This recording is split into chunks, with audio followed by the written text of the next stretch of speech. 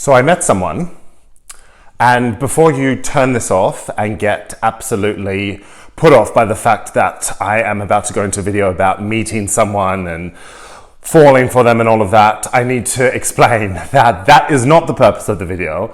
The purpose of this video is to tell you what I learned from meeting this particular person.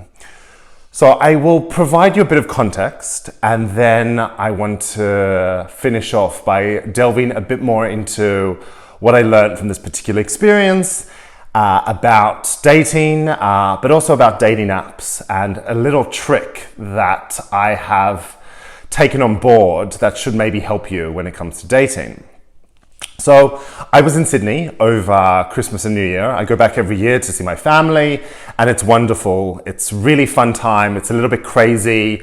I go out, I party, all my friends from all over the world come back home and everyone's there. And it's a really fun time to just come back and meet lots of guys and have a lot of fun, and everyone's in a great mood because it's summer, and everyone's just been kind of holed up waiting for this Christmas, New Year break.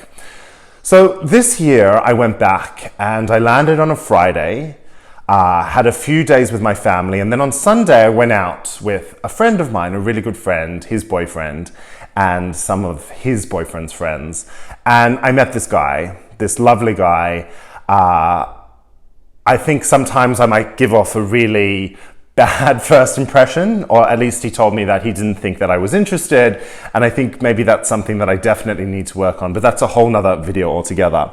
But anyway, I started getting flirty and we had a few drinks, and we really hit it off. And then for the next 3 weeks, we spent a lot of time together, and to be honest, I wasn't with anyone else at the time.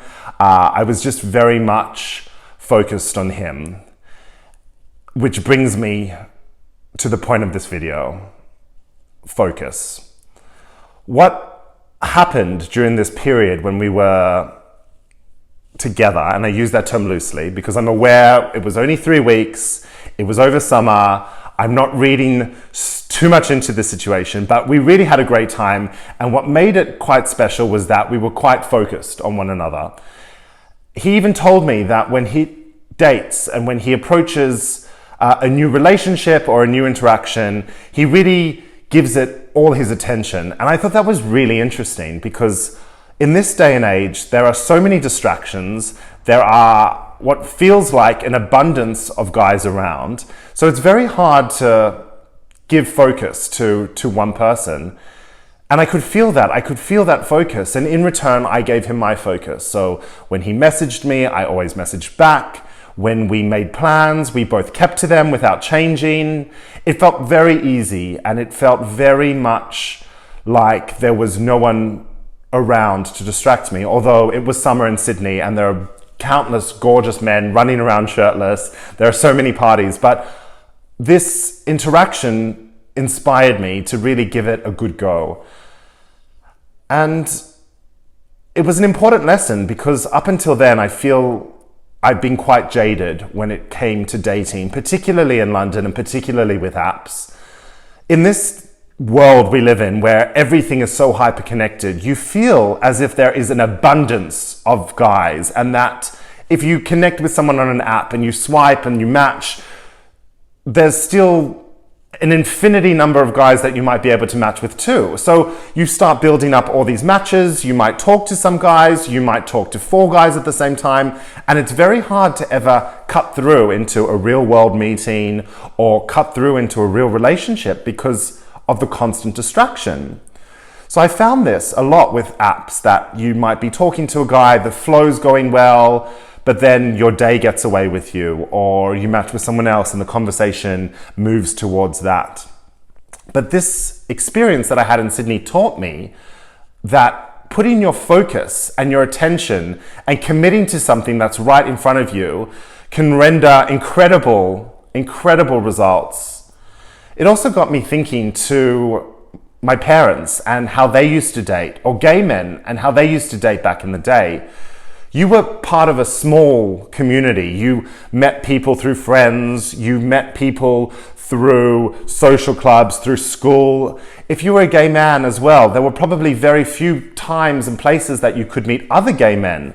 So when you did connect with someone and you met them, you really gave it your attention. You threw yourself in. You went with it. I think it's also funny that nowadays, if someone ghosts you, or if someone doesn't write back to you, or if you think you're getting a bad vibe from someone, even if that just be digitally, you dismiss them. You absolutely, like, that's it, okay, fine, I'm done, no need for him. There's plenty more fish in the sea. And it really does feel like there are plenty more fish in the sea. You jump right back on the app, you connect with someone else, and so the cycle continues. But you hear all these stories from generations before us where the guys had to pursue their wives or their partners, where the first interaction wasn't always the best, or they said no at first, they didn't want to go on a date, but you see these guys trying and pursuing, and ultimately with that focus and that attention, they convert that initial meeting into a date, and so many romantic stories end with them living happily ever after. So I did have to come back to London and unfortunately had to say goodbye to this wonderful guy, but I was really grateful for the experience I had with him and the one-to-one attention that I felt we gave each other. It reinvigorated my approach to dating, and I felt that I wanted to share this with you guys and share this learning that maybe we need to be a little bit more focused. Maybe when we match with someone, we should just put our attention into that interaction. Maybe if we meet someone in the real world, we need to follow through a little bit harder, ask for their number, take them on a date, pursue it a little bit. This idea of everyone being disposable is probably what's stopping us from finding long-term connections. I hope that is helpful for you. I think my experience has been helpful for me. I haven't really been on any other dates since then, but it's okay because I'm not looking for fast interactions anymore. I'm really approaching this with the focus and attention I think it needs and deserves. So if you've got any comments or if you agree or disagree, I'd love to hear. Please comment, like, share, subscribe to my YouTube, or read a few of my articles on themoderngay.com.